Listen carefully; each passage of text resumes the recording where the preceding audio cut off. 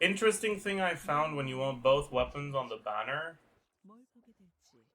Wait, that's smart, kind of. Wait, I get that. I get it. I understand what this is supposed to be. But I don't know if that's... I don't know if the math is right. But I understand what you're trying to do here. Explain to us. Basically, if you want to get both of the weapons that are on banner, if you end up getting a standard weapon instead of a banner weapon, you should reset your epitomized path. You lose the point? Yeah, it's better to lose the point. If you want both. It's better to lose the point. Because I'll explain it with paint. Like, I'll be pretty much just redoing that chart. But if we're drawing it at the same time, it's more straightforward. It's just like the 3-door problem. Not exactly. But yeah, so like at a baseline, right, you have 3 options. You either get... Let's do these ones, right? So let's go Vortex and Tome. So you either get Vortex, you get Tome, or you get a standard weapon, right? Those are the 3 options. If you want both, you're better off, assuming you get this choice, resetting your epitomized path. Because from here, right, you only have 2 options. You can either get Vortex or Tome. But if you want both, then the fact that you have 1 point on your epitomized path isn't going to do anything. It's not going to be helpful whatsoever.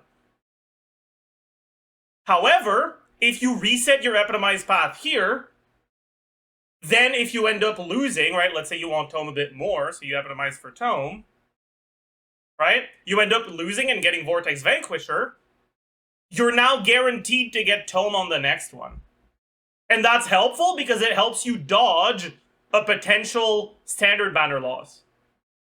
Whereas if you don't reset, you're guaranteed here, right?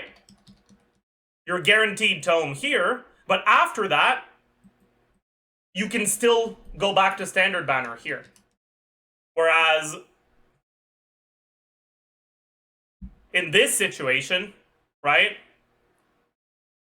if you reset your point, you get to dodge standard banner here because you can't get standard twice in a row, and dodge standard banner on the next one because of the epitomized path mechanic.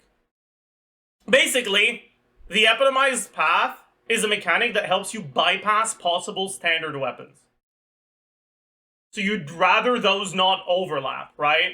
You'd rather your epitomized path not be overlapped with standard banner prevention from having gotten a standard banner on the previous weapon. That's effectively what you're avoiding if you reset your epitomized path here. That's only if you want both, yeah. Only if you want both. If you don't want both, this is worthless. That's kind of a smart tech. Is there a charge for getting Mavuika and Citlali in 10 pulls? True! Basically, right, it's that when you pull on a weapon... What the fuck is that? What is this Windows 11 bullshit? What do you... What? Windows 10 end of support in October 2025? Fuck off! Remind me later. Okay. It's because standard banner is like standard banner weapons are like an omega loss on the weapon banner, and by default you have a 25% chance to hit standard banner, but you can't hit standard banner twice in a row. It's like the 75-25, right? Like the 50-50, the equivalent of the 50-50 on weapon banner, right? So you can't hit it twice in a row. And you can't hit standard weapon if you have 1 point of epitomized path because you're guaranteed the weapon, right? If you don't do this strat, then here, right, on this choice, right here, you overlap the can't get standard banner twice in a row and can't get standard banner from epitomized path pull, right? You'd rather get those standard banner preventions on 2 different 5-star wishes rather than on the same one where it overlaps. That's the like logic behind it, without getting into the actual thing. Hello, whale. I mean, it's kind of gonna depend on a lot of stuff, right? Like when you're looking at whale investment stuff, there's like two main things to consider. One is ability to speedrun, and two is ability to do shit without having to use your brain. When it comes to speedrunning, I think that Mavuika is going to be slower simply because um, her animation for her burst is longer. And they're both going to one shot. So.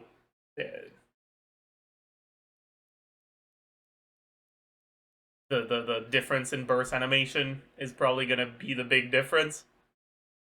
That being said, like I said, that's not the only thing that matters. If you're looking at continuous speedruns, Mavuika might actually end up being better just because she can get her burst back more quickly than Arlecchino can, right?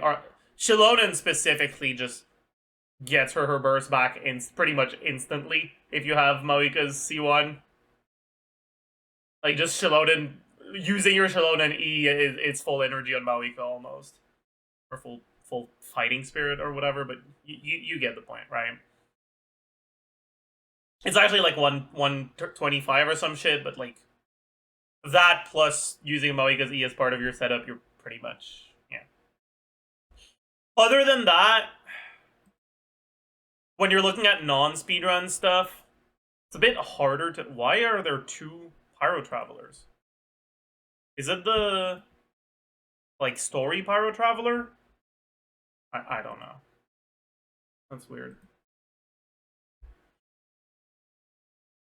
Outside of that, I'm honestly not entirely sure which one's gonna do the best. Out like in like outside of speedrun content. I think they're gonna be fairly similar, honestly. The biggest issue is that Genshin doesn't have any content where the difference between an insanely broken C6 and a good C6 matters.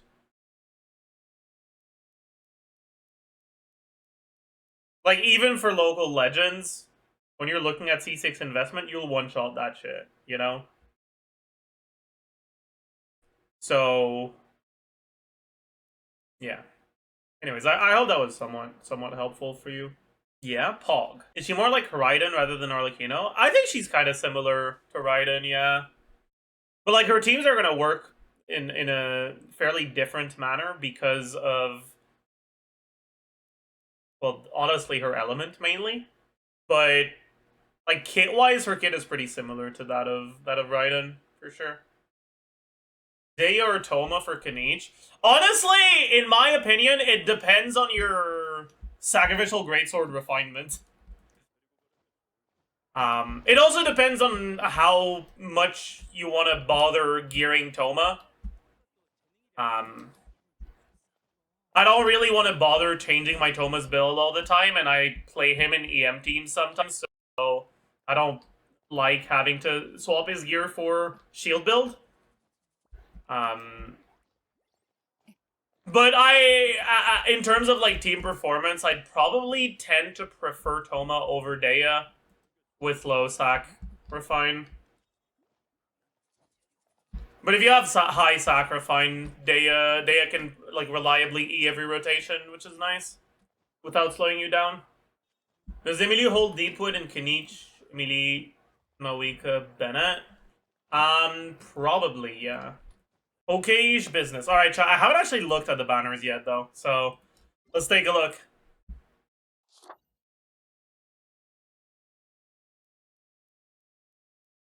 Fuck. Don't look second. Dude, I know. I know. I know.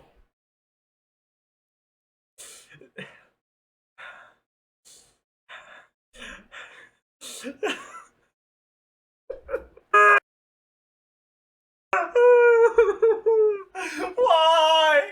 Why? Dude.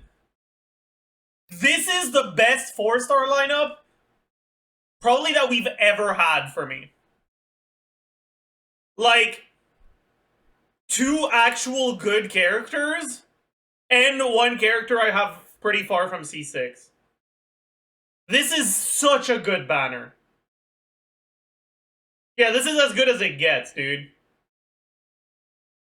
This is why they put Citlali first side, yeah. This actually pisses me the fuck off. Okay? Like, I'm actually pissed. This is fucked up, man. This is actually fucked up. Don't know how I feel about this. It's a pretty good weapon banner with no fav. If it was fav sword, I probably would have considered it. Yeah, that's not it. That one is not it, though.